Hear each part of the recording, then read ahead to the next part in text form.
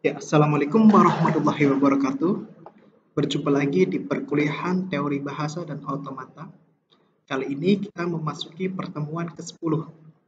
Di pertemuan kali ini kita akan membahas tentang relasi ekuivalensi dan automata minimal. Oke, pertama kita akan mempelajari tentang relasi ekuivalensi ya. Sebuah relasi R yang homogen atau unary pada himpunan M adalah subset dari R himpunan bagian dari M kali M. Di mana relasi R itu selain dapat ditulis dengan bentuk M1, M2 yang merupakan anggoda dari R, dapat juga ditulis dengan M1, R di tengah, kemudian M2. Nah, contoh relasinya itu ya, AB anggota R itu sama dengan A, B. Nah, kemudian relasi ekuivalensi R pada himpunan M itu adalah sebuah relasi dari R bagian himpunan dari M kali M yang memiliki properti sebagai berikut ini. Yang pertama adalah relasi R itu dikatakan refleksif itu jika A dan A itu merupakan anggota dari R. Ya, di mana A itu anggota dari M. Kemudian relasi R itu dikatakan simetrik itu jika A dan B itu merupakan anggota R dan B dan A itu merupakan anggota dari R. Kemudian relasi R itu dikatakan transitif itu jika A dan B itu merupakan anggota dari R dan BC anggota dari R dan dapat direlasikan juga dengan AC anggota dari R. Ya teman-teman ya. Jadi untuk relasi ekuivalensi itu ada 3, refleksif, simetri, dan transitif. Dan masing-masing pembedanya itu adalah yang disebutkan tadi ya. Nah, petunjuk ya, note itu elemen A, B, dan C pada M adalah sebuah sebarang. Bisa terserah ya.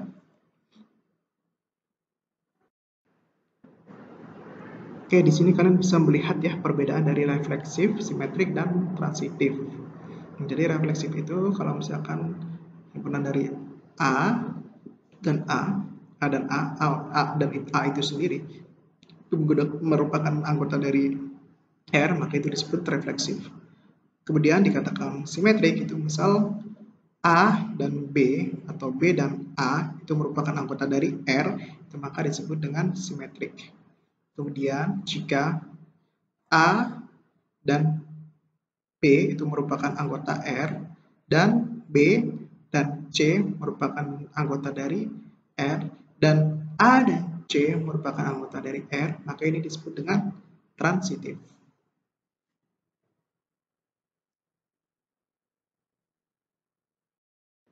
Oke, yang pertama saya akan menjelaskan tentang refleksif ya. Kalau di sini ada R relasi di N kali N ya. Misal AB, R, CD itu ekuivalen dengan A plus D sama dengan B plus C. Nah, contoh misal di sini nilai A sama dengan 3, kemudian nilai B sama dengan 1, kemudian nilai C sama dengan 5, nilai D sama dengan 3. Maka ekuivalen dengan A plus D, maka 3 plus 3 ditulis nih di sini 3 plus 3 sama dengan B plus C. B-nya itu 1, C-nya itu 5, 1 plus 5. 3 tambah 3 berapa? 6, oke. 1 ditambah 5, 6. Maka 6 sama dengan 6, maka benar. Kemudian contoh kedua ya, misal A sama dengan 3, kemudian B sama dengan 1, C sama dengan 2, D sama dengan 1, maka ekuivalen dengan A plus D. Misal 3 ditambah dengan 1 sama dengan B plus C. B1 ditambah dengan 2. Nah, maka 3 ditambah 1, 4, 1 ditambah 2, 3. 4 apakah sama dengan 3? Bukan, maka salah. Maka 3 plus 1 itu tidak sama dengan 1 plus 2. Nah, jadi refleksif itu adalah jika semua anggota dari X, Y merupakan anggota elemen dari N kali N, di mana X, Y, R, X, Y. Nah, X, Y, R, X, Y itu ekuivalen dengan X plus Y sama dengan Y plus X. Ini ya. Nah, kemudian untuk simetris, itu rumusnya adalah simetris itu ekuivalen dengan semua anggota dari M, N, dan PQ, maka MN, R, PQ ekuivalen dengan PQ, R, MN. ya, di mana Mn RPQ itu ekuivalen dengan M plus Q sama dengan N plus P. Maka Q plus M sama dengan P plus N, dan plus P plus N itu sama dengan Q plus M untuk simetris. Kemudian untuk transitif itu ekuivalen dengan semua anggota dari X1 Y1 dan X2 Y2 dan X3 Y3, maka X1 Y1 R X2 Y2 dan atau harus sama dengan X2 Y2 dan X3 Y3. Ini harus sama nilainya ya. Itu ekuivalen dengan atau implikasi dengan X1 Y1 R X3 Y3, dimana ya X1 Y1 R X2 Y2 itu implikasi dari X1 plus Y2 sama dengan Y1 plus X2 ya, dimana X2 Y2 R X3 Y3 itu berimplikasi juga dengan X2 plus Y3 sama dengan Y2 plus X3 ya, maka X1 plus X2 plus Y2 plus Y3 sama dengan Y1 plus X2 plus Y2 plus X3, dan X plus 1 plus Y3 sama dengan Y1 plus X3, maka X1 Y1 R X3 Y3. Ini kalau misalkan teman-teman belajar tentang aljabar linear itu hampir sama tuh rumusnya. Model-modelnya seperti ini ya. Oke, selanjutnya tentang automata minimal ya. Jadi bagaimana caranya untuk mengetahui bahwa sebuah DFA itu dikatakan minimal tanpa melakukan konstruksi kelas ekuivalensi. Jadi solusinya itu adalah dengan cara menggabungkan state yang memiliki acceptance equivalence. Sebelum melakukan penggabungan state, hal yang pertama sekali dilakukan adalah menentukan terlebih dahulu state yang tidak acceptance equivalence, ya, state final dan state non final. Dan dilanjutkan dengan melakukan pencarian state yang non acceptance equivalence ya. Doanya, oke, kali ini tentang algoritma dari automata minimal ya. Misalnya sini input DFAM, output yang diinginkan adalah himpunan state acceptance equivalence. Jadi algoritma pertama itu hapus state yang tidak dapat dicampur dari start state ya, state awal. Dan yang kedua adalah buatlah tabel pasangan state set inverse, di mana set itu tidak sama dengan set inverse. Kemudian yang ketiga beri tanda pasangan state, di mana set inverse itu set anggota dari E dan set inverse bukan anggota dari E. Note ya, tiga set inverse tidak acceptance equivalence.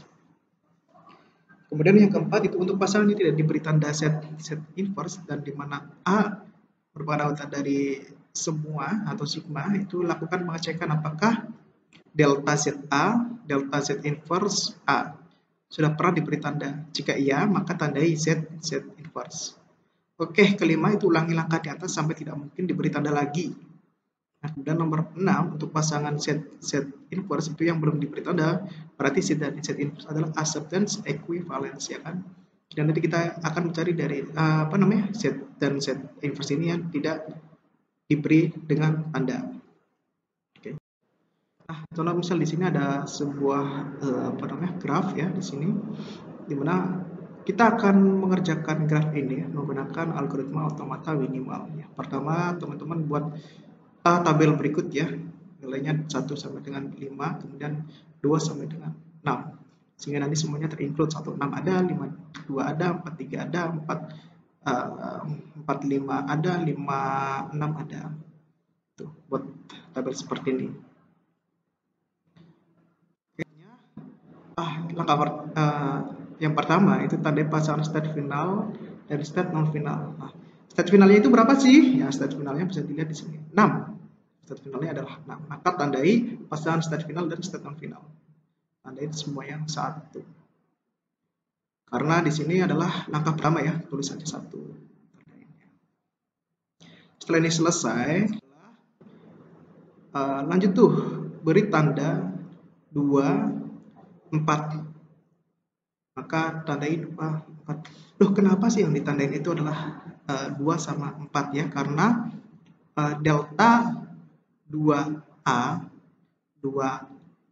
itu sama dengan 1. Kemudian delta dari 4A sama dengan 6.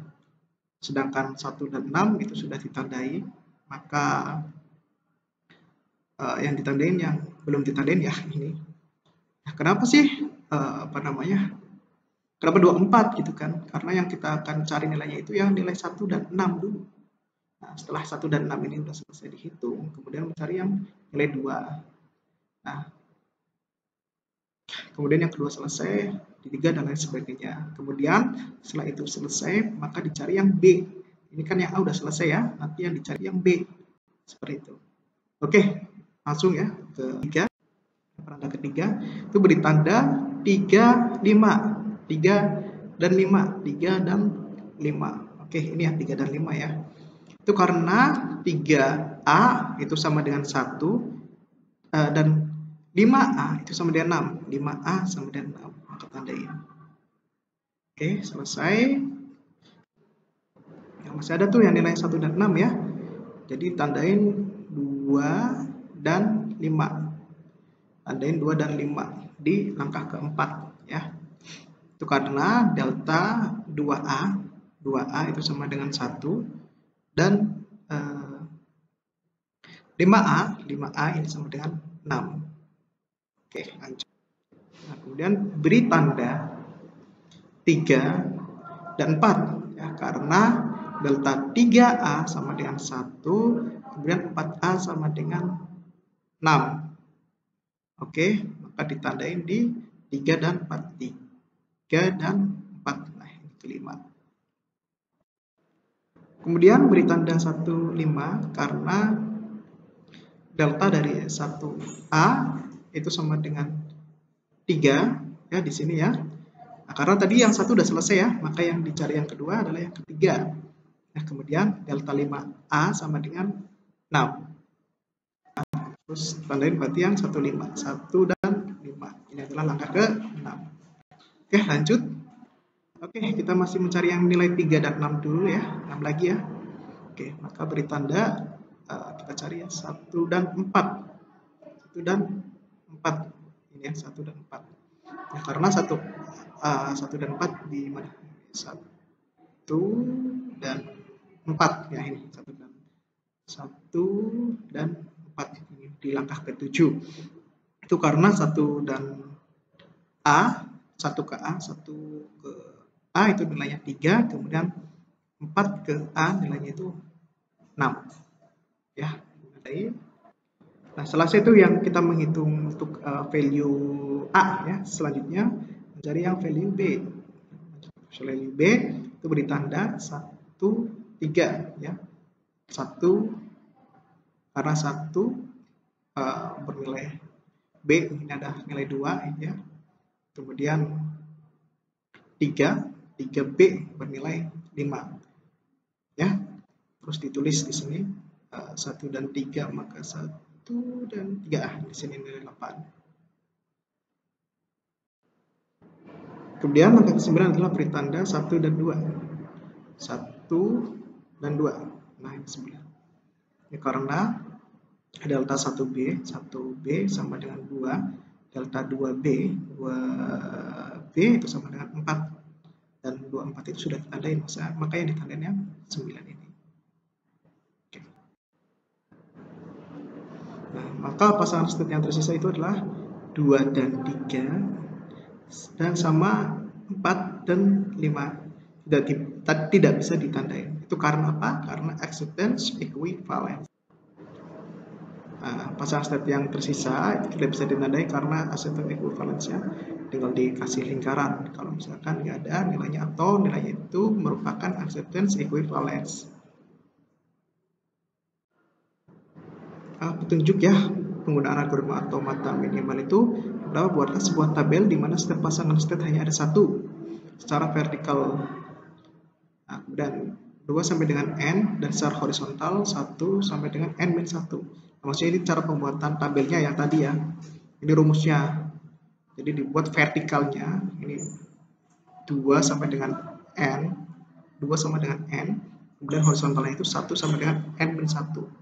N itu maksudnya jumlah dari nilainya tadi, dari tuplenya apa ya, dari lingkarannya itulah. Nah, kemudian spesifikasikan pasangan mana yang telah diberi tanda. Pokoknya kalau misalkan udah iya itu termasuk yang non acceptance equivalence, itu maka diberi tanda sesuai dengan langkah-langkahnya. Itu caranya ya. Ini adalah tugas dari teman-teman. Jadi nanti dari grab ini ya, gunakan algoritma automata minimal pada grab yang saya sertakan ini. Gunakan untuk pekerjaan seperti yang diajarkan.